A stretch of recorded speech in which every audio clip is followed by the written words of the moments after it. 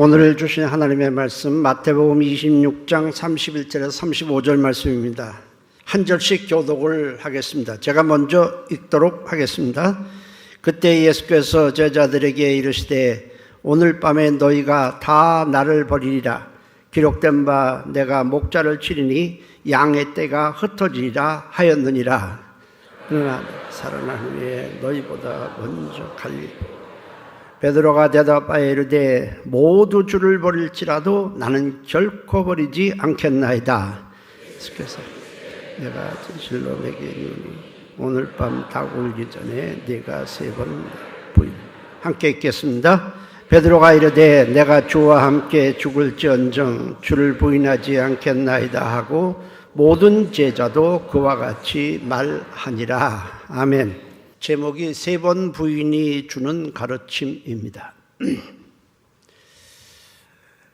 예수님은 십자가를 앞두고 제자들과 함께 유월절 만찬을 하면서 너희 중에 한 사람이 나를 팔리라 이렇게 말씀하시자 저마다 나는 아니죠, 저는 아닙니다 이렇게 말을 합니다.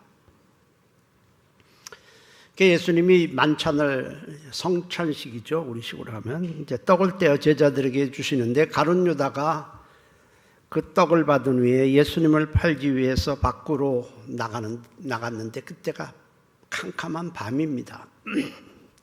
요한복음 13장 30절에 유다가 그 조각을 받고 곧 나가니 밤이더라 했습니다. 조금 있으면 가룟 유다가 이제 예수님과 제자들을 끌고 가기 위해서 사람들을 데리고 올 것입니다.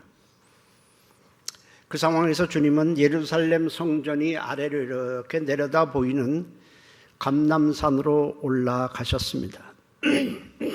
제자들은 잠시 후에 어떤 일이 벌어질지 전혀 모른 채 주님을 뒤따라가며 찬송을 하며 올라갑니다. 마태복음 26장 30절에 이에 그들이 찬미하고 감람산으로 나아가니라. 자, 주님은 이제 감람산에 오르신 후에 놀라운 말씀을 하세요. 조금 있으면 너희가 다 나를 버릴 것이다. 좀 충격적인 말씀을 하십니다. 마태복음 26장 31절에 그때 예수께서 제자들에게 이르시되 오늘 밤에 너희가 다 나를 버리리라. 기록된 바 내가 목자를 치리니 양의 떼가 흩어지리라 하였느니라. 그러자 베드로가 나서서 무슨 말씀이십니까? 모두 주를 버릴지라도 나는 결코 주님을 버리지 않겠나이다. 이렇게 말을 합니다. 당당하게 말하죠. 그럴 또 자신도 있었던 것 같습니다. 그런데 주님이 오늘 밤 닭 울기 전에 네가 나를 3번 부인할 것이다 라고 이렇게 또 말씀을 하세요. 마태복음 26장 34절에 예수께서 이르시되 내가 진실로 내게 이르노니 오늘 밤 닭 울기 전에 네가 3번 나를 부인하리라. 부인하지 않겠다. 그런데 자꾸만 주님은 부인할 것이다 라고 말씀을 하시죠. 그러니까 베드로가 어떻게 이렇게 섭섭한 말씀을 하실까 생각하고는 제자들과 함께 주님의 말씀에 강하게 반발을 합니다. 마태복음 26장 35절에 베드로가 이르되 내가 주와 함께 죽을지언정 주를 부인하지 않겠나이다 하고 베드로뿐 아니라 다른 모든 제자들도 그와 같이 말하니라 했습니다. 자, 그렇다면 주님은 베드로가 나는 절대로 부인하지 않겠습니다. 칭찬도 할 만하잖아요. 또 부인하지 않도록 해 주실 수도 있잖아요. 그런데 왜 그렇게 칭찬도 안 하고 해 주실 생각도 없이 오늘 밤 3번씩이나 나를 부인할 것이라고 단호하게 단정지어서 말씀을 하셨을까? 주님이 그렇게 말씀하신 의중이 무엇인지를 좀 살펴보려고 합니다. 첫째로는 인간이 얼마나 나약하고 연약한 존재인가를 깊이 깨닫도록 하기 위함이었습니다. 인간은 참 연약해요. 잘난 체하고 큰 소리 칠 때는 기세등등해 보이지만 실상은 그렇지가 못합니다. 베드로가 죽을지언정, 내가 목숨이 끊어질지언정 주를 절대로 부인하지 않겠다고 했지만 과연 그렇게 했습니까? 결국 주님이 말씀하신 대로 3번씩이나 주님을 모른다고 부인했습니다. 상황이 그래서 그랬겠지만 어쨌든 부인을 했어요. 우린 자신에 대해서 좀 솔직할 필요가 있습니다. 우리는 연약하고 나약하고 부족하고 흠투성입니다. 이걸 제대로 인식해야, 이걸 제대로 인정해야 자기를 내세우거나 자랑하지 않고 주님을 의지하게 되는 것입니다. 모든 사람이 가지고 있는 고질병 중에 하나가 자만이에요. 자기를 자랑하고 자기를 높이는 거예요. 대놓고 자랑도 하지만은 안 그런 척하고도 합니다. 어쨌든 이 정도면 내가 배운 것도 있으니 좀 지식도 있으니 내가 남보다 나을 것이다. 내가 좀 돈도 많이 가졌으니 남보다 좀 난 괜찮다. 이 정도 신앙생활이니 믿음도 좋다.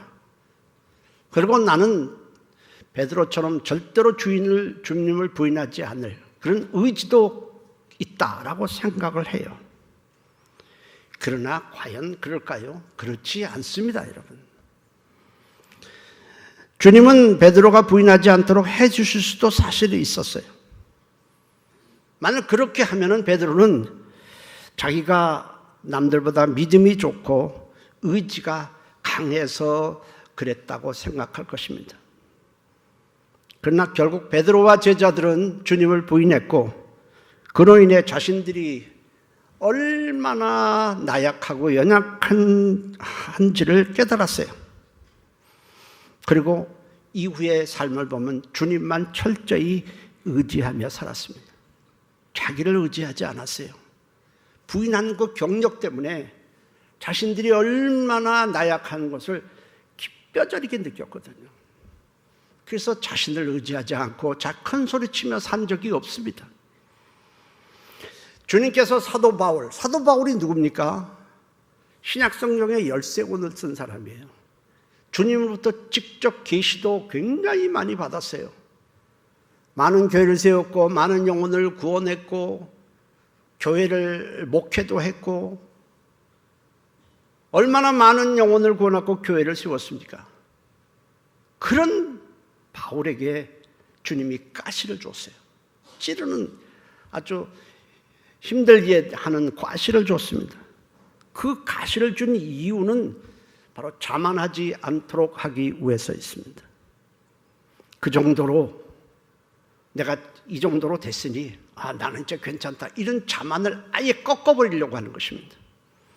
고린도후서 12장 7절 우리 함께 읽도록 하겠습니다. 여러 계시를 받은 것이 지극히 크므로 너무 자만하지 않게 하시려고 내 육체의 가시 곧 사단의 사자를 주었으니 이는 나를 쳐서 너무 자만하지 않게 하려 하심이라 했습니다. 바울은 가시가 오니까 너무 괴롭거든요. 그래서 가시를 없애달라고 3번씩이나 간절히 기도했지만 주님은 못하겠다는 거예요. 그렇게 안 해주겠다는 겁니다. 네가 이걸 없애면 네가 자만할 수 있다는 거예요. 네가 자만하지 않고 나만 의지하며 살도록 하기 위해서 그 가시를 없애줄 수 없다라고 말씀을 하셨습니다. 주님의 이 말씀에 바울은 오히려 크게 기뻐했습니다. 그래, 맞아. 내가 가시 때문에 주님을 더욱 힘들지고 고통스럽지만은 주님을 더 의지할 수 있으니, 주님만 의지할 수 있으니 감사하다. 그리고 오히려 기뻐했다고 그랬어요. 고린도후서 12장 9절에 나에게 이르시기를 내 은혜가 네게 족하도다. 이는 내 능력이 약한 데서, 네가 약한 데서 온전하여짐이라 하신지라. 그러므로 도리어 크게 기뻐함으로 나의 여러 약한 것들에 대하여 자랑하리니 이는 그리스도의 능력이 내게 머물게 하려 함이라. 여러분, 우리는 아프면 기도하고 환자들 위해서 기도하고 좀 어려움을 위해서 기도합니다. 근데 기도하는 것보다 모두 다 하나님이 해결해 주신다면 어떻게 될까요?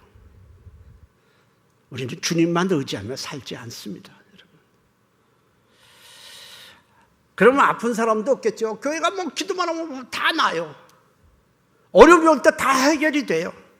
가정도 편안해요. 얼마나 좋겠어요. 그러나 주님은 절대로 그렇게 해주시지 않습니다. 왜냐하면 좀 그렇게 하면 우리가 쉽게 자만하고 또 주님을 의지하지 않기 때문에 그렇습니다. 사실 힘들고 어려우니까 우리가 계속 주님을 의지하지 모든 것이 잘 풀린다면 의지할 것 같습니까? 안 그래요. 때문에 우리가 기도한 대로 되지 않는 것에 대해서도 감사해야 하는 것입니다. 그래야 주님을 계속 의지하거든요.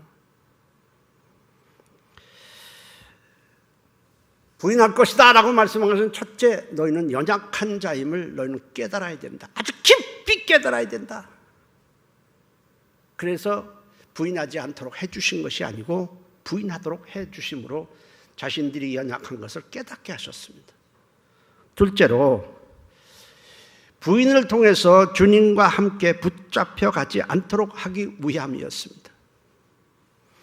제자들이 주님과 함께 끌려가서 잡혀간다면 예수님의 십자가와 부활을 증거할 자는 없어지게 됩니다. 주님은 제자들이 십자가의 죽으심과 부활의 증인이 되도록 하기 위해서 3년 반 동안 그들과 함께하며 부지런히 가르치고 훈련을 시켰어요. 그런데 주님과 함께 잡혀가서 전부 처형된다면 그동안에 주님이 수고한 건 무슨 의미가 있습니까? 하나도 의미가 없어요. 주님은 검과 몽치를 갖고 온 자들 앞에서 갑자기 신적인 권위를 드러냅니다. 갑자기 신적인 권위가 탁 나타나자 저들은 알지 못한 어떤 힘에 짓눌려서 꼼짝달싹을 할 수가 없어요. 땅에 엎드러지고 아무것도 할 수가 없습니다. 그래서 제자들을 끌고 가지 못하게 막으시고 그곳에서 도망갈 수 있도록 주님께서 길을 열어주십니다. 요한복음 18장 3절 9절에서 유다가 군대와 제사장들과 바리새인들에게서 얻은 아랫사람들을 데리고 등과 횃불과 무기를 가지고 그리로 오는지라. 예수께서 그 당할 일을 아시고 나아가 이르시되 너희가 누구를 찾느냐. 대답하여 나사렛 예수라 하거늘 이르시되 내가 그니라 하시니라. 그를 파는 유다도 그들과 함께 섰더라. 예수께서 그들에게 내가 그니라 하실 때 그들이 물러가서 땅에 엎드러지는지라. 이에 다시 누구를 찾느냐고 물으신데 그들이 말하되 나사렛 예수라 하거늘 예수께서 대답하시되 너희에게 내가 그니라 하였으니 나를 찾거든 이 사람들이 가는 것을 용납하라 하시니 이는 아버지께서 내게 주신 자 중에서 하나도 잃지 아니하였사옵나이다 하신 말씀을 응하게 하려 함이로라. 그들은 제자들이 뻔히 거기서 나가는 걸 보고도 꼼짝을 할 수가 없어요. 왜? 예수님이 하나님의 어떤 영적 권위를, 신적인 권위를 드러내자 그들이 어떻게 할 수가 없는 거예요. 우리는 성경을 보면서 제자들이 예수님이 잡힐 때 무조건 도망갔고 주랭랑 쳤다 이렇게 말하지만 성경을 자세히 보면 그렇지 않아요. 전혀 그게 아니에요. 제자들은 비겁해서 도망간 자들이 전혀 아닙니다. 도망갈 수도 사실 없었어요. 왜냐하면 잡으러 온 자들이 둘러싸고 있었어요. 오히려 그들이 예수님과 제자들을 끌고 가려고 할 때 베드로는 검을 들고 잡으러 온 자 중에 대제사장의 종인 말고라는 사람인데 말고의 귀를 내리쳐서 귀를 떨어뜨렸어요. 맞서 싸운 겁니다. 제자들은요. 그런데 예수님께서 그 떨어진 귀를 다시 붙여주신 것은 검을 쓰지 말라! 단호하게 말씀을 하시고 제자들이 도망갈 수 있도록 거기서 빠져나갈 수 있도록 신적인 권위를 나타내서 제자들이 그곳에서 잡히지 않도록 해주신 것입니다. 그러니까 성경을 자세히 보면 그렇게 돼 있어요. 도망간 사람이 성경에 기록되고 있는데 이 사람은 마가복음의 저자 마가예요. 마가복음의 저자인 마가. 이 사람은 어떤 사람일까? 유월절 만찬을 준비한, 지금 이 만찬을 위해 자기 집 다락방 객실을 내준 자예요. 그 다락방에서 훗날 120명의 성도들이 성령을 받기 위해서 또 모여서 기도했습니다. 같은 장소예요. 이건 다 마가의 집이었습니다. 성경에 직접적으로 명시되어 있지 않지만 성경을 통해 볼 때 마가의 집이라는 데는 모든 사람이 의견이 일치하고 있습니다. 자, 그는 자기 집에서 유월절 만찬을 행했어요. 그리고 예수님과 제자들이 자기 집에서 나갔습니다. 그러면 이제 밤이니까 마가는 뭐 해야 돼요? 잠을 자야죠. 잠을 자기 위해서 혼이불을 덮고 이제 누웠는데 밖에서 소동이 일어납니다. 뭐 왁장지껄하고 뭐 소리가 나고 그러니까 이게 무슨 일인가 해서 잠을 자려고 덮고 있던 혼이불을 가지고 두르고 뒤따라 갑니다. 그다가 무리가 잡으려자 이게 뭐야? 왜 내가 잡혀? 그래서 혼이불을 다 벗어 던지고 주랭랑을 쳤다. 성경에 그렇게 기록이 돼 있어요. 마태복음 14장 51절 52절에 한 청년이, 이게 마가입니다. 한 청년이 벗은 몸에 배에 혼이불을 두르고 예수를 따라갔다가 무리에게 잡힘에 배에 혼이불을 버리고 벗은 몸으로 도망하니라. 그러니까 사실 이건 마가는 그렇지만 제자들이 잡으러 오자 예수님을 버리고 도망간 것은 아니에요. 예수님이 그들이 붙잡히지 않도록 배려해 주신 것입니다. 그러니까 저들은 거기서 빠져나오긴 했지만은 도망갈 마음이 별로 없어요. 그래서 베드로와 요한이 예수님이 대제사장 집으로 끌려가니까 그 뒤를 몰래 뒤따라 갔습니다. 한밤중이었기 때문에 가능했습니다. 그런데 한 여종이 컴컴한 밤인데 뭐 횃불도 있으니까 이러고 보다가 베드로를 보고 나서 너 갈릴리 사람 아니야? 너 예수와 함께 있었지? 라고 말하자 이 베드로가 황급히 난 몰라. 예수 몰라. 이렇게 대답을 합니다. 그걸로 끝난 줄 알았더니 조금 있다 다른 여종이 또 그를 보더니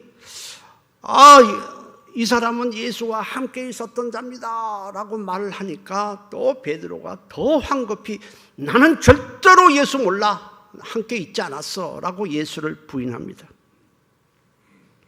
조금 있다가 사람들이 이 베드로를 알아보고는 너도 그와 도당이지 한 도당이지 하자 베드로가 이번에는 저주하며 맹세하며 이르되 나는 그 사람을 알지 못하노라 이렇게 또 부인을 합니다. 결국 3번 부인을 했는데 그때에 주님이 예언하신 대로 닭이 3번 울면은 3번 부인하면 닭이 운다. 닭이 울기 전에 네가 3번 나를 부인할 거라 하신 말씀대로 부인하고 나니까 닭이 웁니다. 사람들이 이 베드로와 요한을 붙잡지 않은 것도 주님의 배려입니다. 붙잡지 못하도록 그들이 모른다는 것을 그대로 믿도록 결국 주님이 역사하신 거예요. 왜? 훗날 저들이 예수님의 죽으심과 부활의 증인이 되도록 하기 위해서 주님이 전부 작업을 하신 거예요. 그렇지만은 부인하도록 허락하신 것은 네가 얼마나 연약한 존재이지 않냐. 너는 절대로 너를 의지하지 말고 나만 의지하라. 그리고 부활의 증인이 되라 하는 뜻에서 주님은 부인하도록 하셨고 부인하게 하셨습니다. 주님은 십자가에 죽으시고 부활하신 후에 제자들을 찾아주시기 시작합니다. 제자들이 두려워서 유대인들이 두려워서 문을 닫고 작은 소리로 소곤소곤 이야기하고 있는데 갑자기 부활하신 주님이 벽을 통해 나타나셔서 그들에게 말씀을 하십니다. 요한복음 20장 19절에서 21절에 이날 곧 안식 후 첫날 저녁 때에 제자들이 유대인들을 두려워하여 모인 곳에 문들을 닫았더니 예수께서 오사 가운데 서서 이르시되 너에게 평강이 있을지어다. 이 말씀을 하시고 손과 옆구리를 보이시니 제자들이 보고 기뻐하더라. 예수께서 또 이르시되 너에게 평강이 있을지어다. 아버지께서 나를 보내신 것 같이 나도 너희를 보내노라. 이 말씀을 하시고 그들을 향하사 숨을 내쉬며 이르시되 성령을 받으라. 너희가 누구의 죄든지 사하면 사해질 것이고 누구의 죄든지 그대로 두면 그대로 있으리라 하시니라. 주님은 나타나셔서 아버지께서 나를 보내신 것 같이 나도 너희를 보내노니 결국 너희는 사명을 감당하라. 이렇게 말씀을 하시고 너희가 누구든지 사하면 사해질 것이요 너희가 가만히 있으면 결국 그대로 있을 것이다. 이 말씀은 그들이 죄사함의 권세를 가지고 휘두른다는 것이 아니고 십자가의 대속을 전할 때 받아들이는 자는 죄사함을 받을 수 있지만은 그렇지 않은 자는 죄사함 받을 길이 전하지 않으면 죄사함 받을 길이 없다는 뜻입니다. 자, 이제 부활하신 주님이 다시 제자들에게 사명을 주십니다. 그로부터 일주일이 지나 주님이 다시 두 번째 나타나셔서 다시 또 사명을 주십니다. 내가 너희를 보낸다.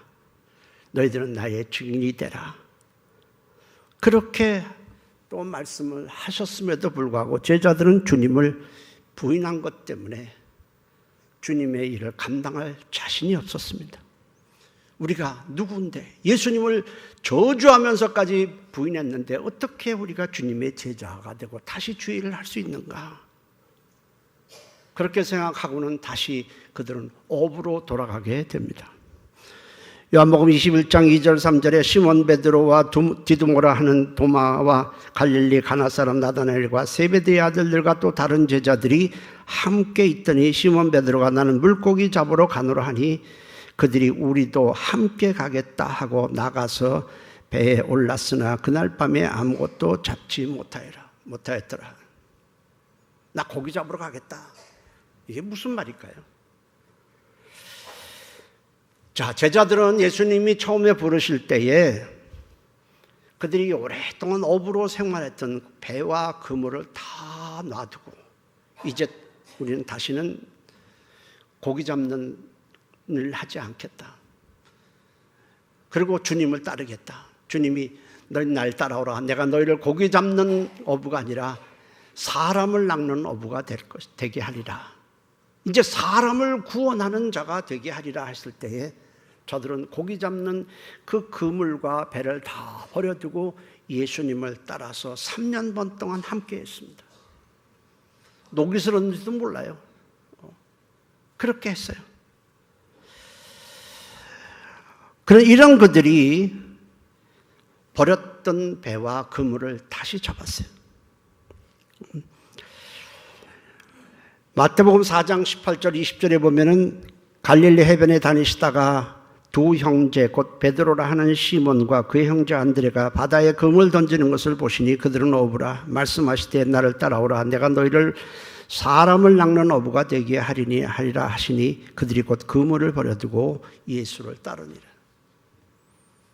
이런 자들이 다시 고기를 잡으러 갔다 하는 것은 배가 고파서 고기를 잡으러 갔다는 뜻이 아니에요. 그들은 버렸던 그물과 배를 다시 잡고 다시 업으로 돌아갔다는 거예요. 왜?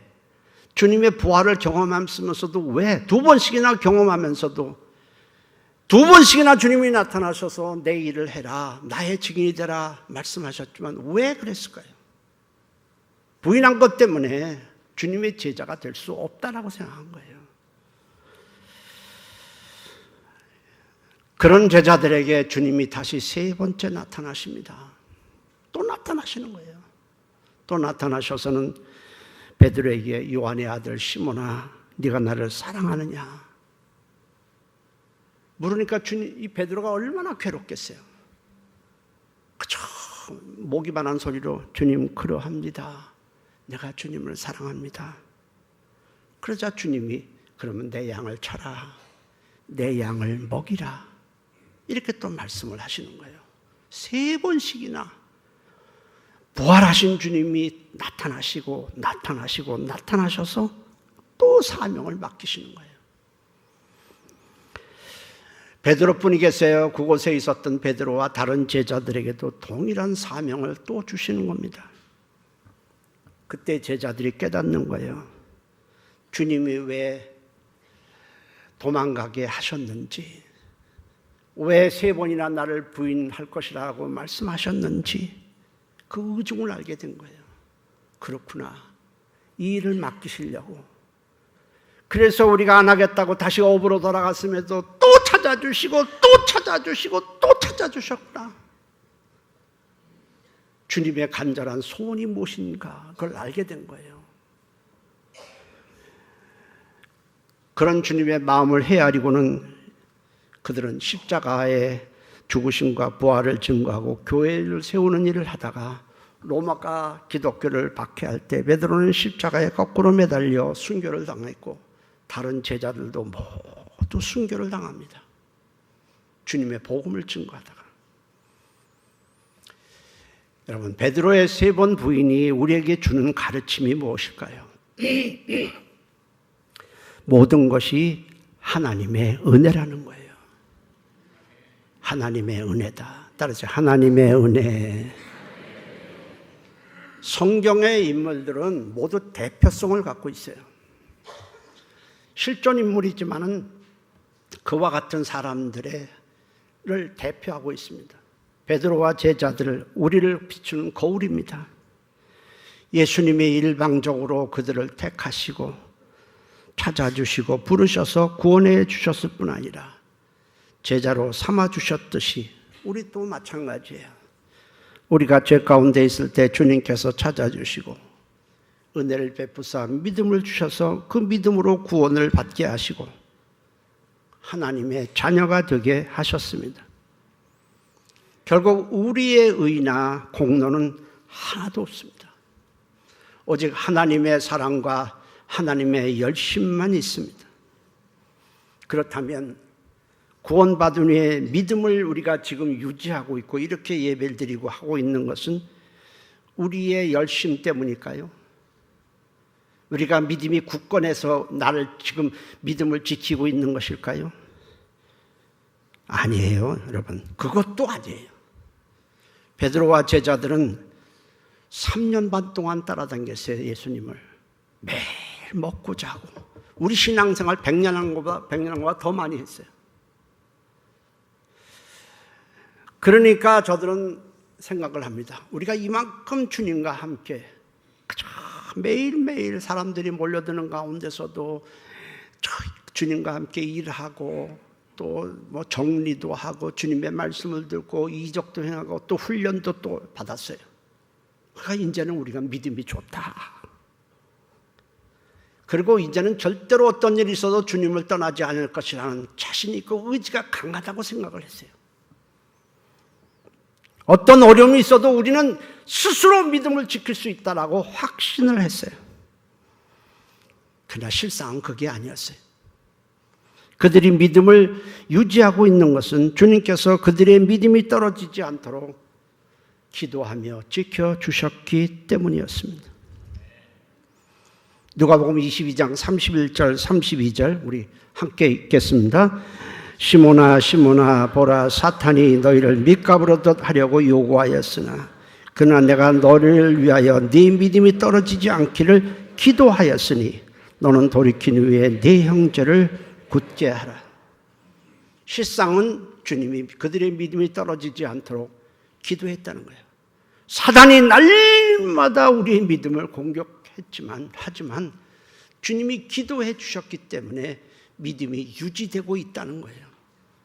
이렇게 말씀을 하셨어요. 이것도 똑같은 구절이에요, 마태복음하고. 근데 이렇게 말씀을 하셨음에도 불구하고 이 베드로는 제자들과 함께 전혀 깨닫지 못하고 큰 소리 쳤습니다. 누가복음 22장 33절이죠. 조금 전에는 우리가 누가복음 22장 31절 2절 읽었는데 33절에 그 말씀을 끝나자마자 그가 말하되 내가 주와 함께 오게도 죽는 데에도 가기를 각오하였나이다. 큰 소리 치는 거예요.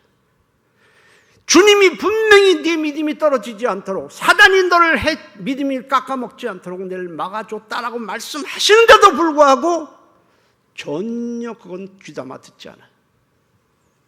뭔 소리입니까? 내가 누굽니까? 베드로입니다. 베드로.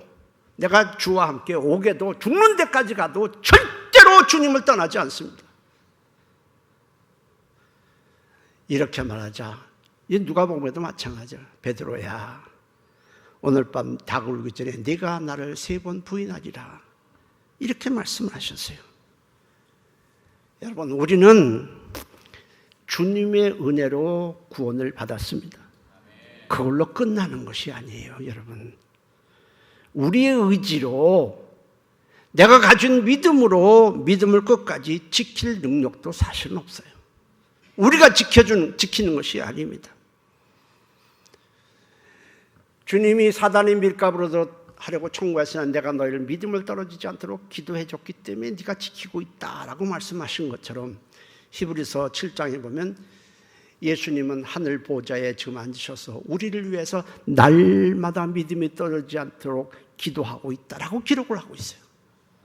여러분, 지금 이 시간 믿음을 유지하고 있는 것 내 의지가 아닙니다. 주님의 은혜입니다. 그것까지도 알아야 돼요. 그래야 교만해지지 않아요.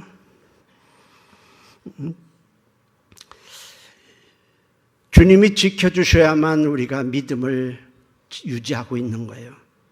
우리가 여기까지 온 것을 한번 생각을 해보십시오. 예수 믿어서 세례받고 할렐루야, 다시 눈물 뚝 흘리면 저는 주님을 평생 섬기겠습니다. 좀 이따 보니까 교회 안 나와. 왜 그래요? 모르겠어요. 시어머니가 너무 싫다고 그러고, 아버지가 너무 싫다고 그러고, 저쩌고 핍박이 싫다는 거예요. 핍박이 너무 심해서 그래요. 그 다음에 또 안 나와. 시험에 들었대요. 또 안 나와. 왜 그래? 요새 기분이 좀 더럽대요. 부부 싸움 했대요. 요새 세상 일이 바빠서 그래요. 하여간 이유가 100가지도 넘어. 그래서 교회 안 나가겠다고 한 적이, 여러분들은 다 잊어먹었죠. 베드로는 3번 부인했지만 우리는 3000번 부인했었어요. 뭐가 아멘이요? 3000번이 아니라 내가 보니까 2998번이야.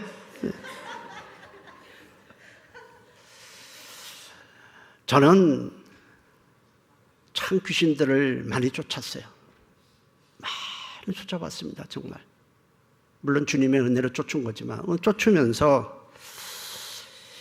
모든 것이 정말 하나님의 은혜로 내가 살고 있다는 사실을 더욱 깨달아요. 이 마가복음 5장, 이렇게 마가복음 5장에 보면 거라사 지역에 한 사람 앞에 귀신이 많이 들어갔어요. 거기 보니까 무리가 굉장히 많음입니다 했어요. 귀신이 많이 들어가니까 이 사람이 자기가 자기를 컨트롤할 수가 없어요. 그래서 무덤 사이를 막 돌아다니며 고래고래 소리 질리며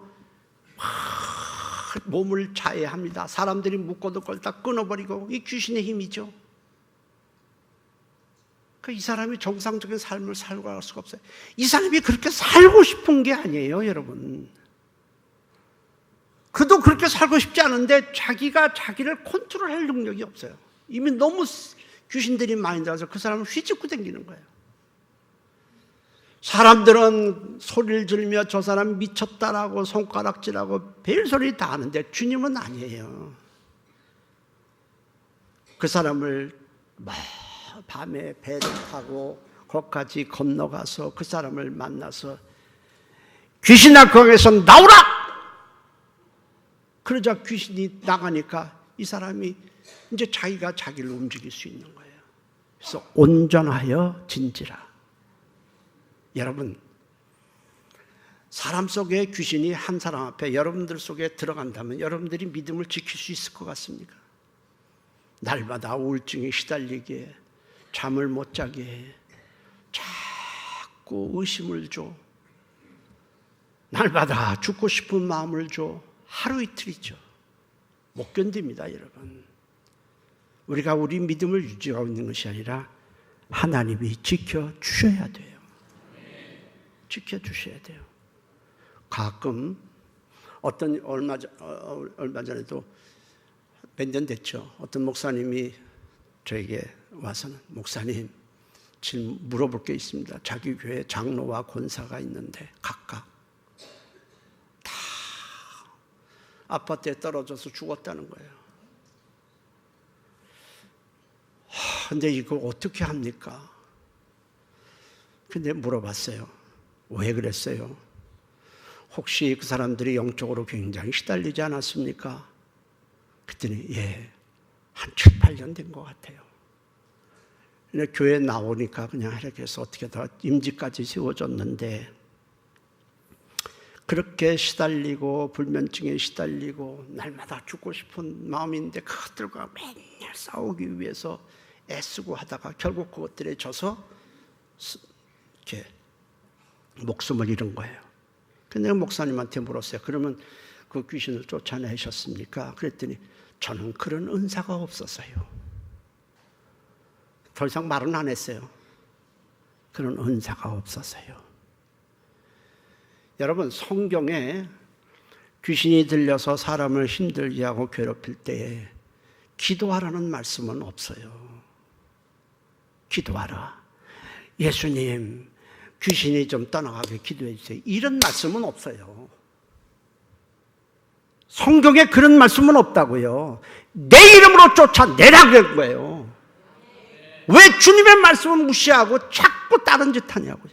따라서 예수의 이름으로 명하노니 더러운 귀신아 내 안에서 물러가라. 예수의 이름의 권세로 하는 거예요. 무슨 기도해요, 기도는.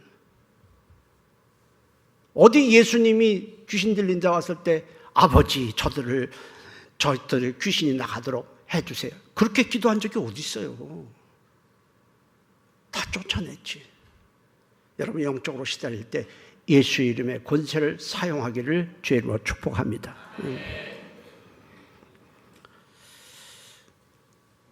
여러분 주님께서 우리가 믿음을 갖게도 하셨지만 믿음을 지켜주셔야만 유지할 수 있는 거예요. 주님께서 부활하신 후에 제자들을 한 번도 아니에요, 두 번도 아니에요, 세 번씩이나 찾아주셔서 저들이 내려놓은 믿음을 다시 세워주시고 저들이 내려놓은 사명을 다시 갖게 하시고 그것으로 끝난 게 아니라 사명을 감당할 수 있도록 성령을 부어주시고 성령이 저들을 지켜주시기에 주의를 하는 것이지, 저들이 사도이기 때문에 남부들보다 나아서가 아니에요. 여러분 가룟 유다 보십시오. 3년 반 동안 주님의 말씀을 듣고 날마다 주님과 함께 했지만 사단이 가룟 유다의 마음속에 예수의 팔려는 생각을 넣었더라. 그냥 꼬꾸라지잖아요. 여러분 그냥 꼬꾸라지잖아요. 가룟 유다가 처음부터 그런 마음을 먹고 예수님을 따른 것 아니잖아요.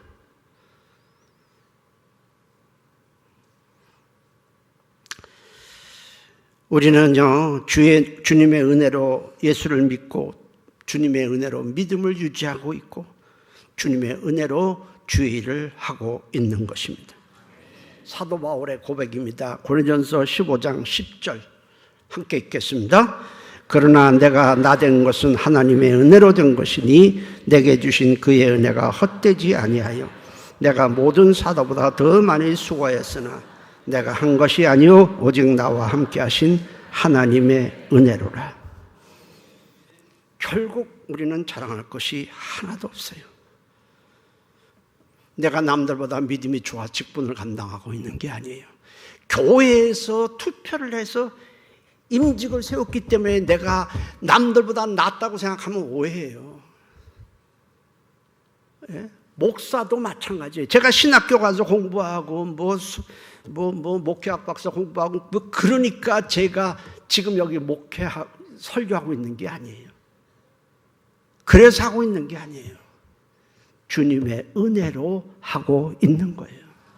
그 이상은 아무것도 없어요. 내가 신앙생활을 오래 했기 때문에 교회에서 투표해서 직분을 그만큼 인정받아서 됐기 때문에 내가 이렇다 이렇게 생각하면 안 돼요. 하나부터 열까지 다 주님의 은혜입니다. 그 이상도 이하도 아니에요. 나라를 자랑할 것은 아무것도 없어요. 그래서 고린도전서 10장 12절에 그런즉 선줄로 생각하는 자는 넘어질까 조심하라 했어요. 이 정도 신앙생활 경력도 있으니 나는 믿음을 지킬 자신이 있다.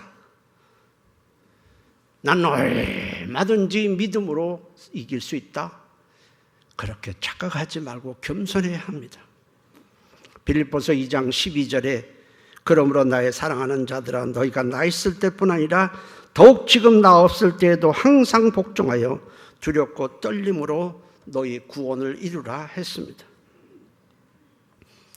여러분, 주님의 은혜가 아니면 우리는 정말 아무것도 아니에요. 우리가 세상에 살면서 가장 중요한 게 뭘까요? 돈일까요? 건강일까요? 무슨 세상 주기일까요? 아닙니다, 여러분. 가장 중요한 것은 하나님의 은혜예요. 은혜 없으면 아무것도 아니에요. 우리는요, 구원도 받지 못해요. 주님과 함께 할 수도 없고 천국에 들어갈 수도 없고 주의 일을 할 수도 없어요. 일자리에 찬양 자리에 서 있는 것도 주님의 은혜고 설교하는 것도 100% 주님의 은혜고 봉사하는 것도 주님의 은혜입니다. 아무 데서나 보이지 않는 곳에 수고하는 자들을 위해서 기도해달라고 그러지만 사실 은혜 때문에 하는 거예요. 사람들이 인정해줘서 하는 것도 아니에요. 사람들이 인정해줘서 직분하고 있는 게 아니에요, 여러분. 정말 주님의 은혜가 가장 귀하다고 여긴다면은, 주님의 은혜보다 더 귀한 것이 없다고 여긴다면은 우리는 은혜를 귀하게 여기고 은혜를 사모할 거예요. 왜? 사람은 가치를 따라 살아가기 때문에 그래요. 내게 가장 귀하고 가장 가치 있는 것은 예수님의 은혜입니다. 그 은혜가 정말 가치 있고 귀하고 보석 같고 절대로 놓쳐서는 안 되고, 그렇다면 우리는 은혜를 사모하며 살아갈 거예요. 히브리서 4장 16절 우리 함께 읽도록 하겠습니다. 그러므로 우리는 긍휼하심을 입고 때를 따라 돕는 은혜를 얻기 위하여 은혜의 보좌 앞에 담대히 나아갈 것이라. 그러므로 그걸 안다면 그런 얘기예요. 우리 모두 다 주님의 은혜로 사는 인생이 되시기를 예수의 이름으로 축복합니다. 기도합니다. 통성으로 기도합니다. 하나님, 자만했습니다. 착각했습니다. 주님의 은혜로 살고 있는데 내가 남보다 신앙 경력이 좋고 남보다 믿음이 좋고 그래서 내가 이렇게 직분을 맡았고 생각했습니다. 용서해 주시고 주님의 은혜로 되었다는 것, 주님의 은혜로 살고 있다는 것을 항상 자랑하며 앞세우며 살아가도록 도와주옵소서. 다 같이 한 목소리로 기도합니다. 살아계신 하나님 고맙습니다. 하나부터 열까지 다 주님의 은혜입니다. 우리가 성경 말씀을 많이 알아서도 아니고 내가 믿음이 좋아서도 아닙니다. 주님의 은혜로 여기까지 왔으니 더욱 주님의 은혜를 사모하며 주님의 은혜를 가까이 하며 주님의 은혜를 받기 위해 주님을 찾는 사람이 되도록 인도해 주시옵소서. 예수님의 이름으로 기도했습니다. 아멘. 은혜보다 귀한 것은 없습니다. 은혜 때문에 우리가 구원받고 이렇게까지 왔으니 이 은혜를 소중히 여기고 더욱 은혜를 사모하는 인생 되게 도와주옵소서. 예수님의 이름으로 기도했습니다. 아멘.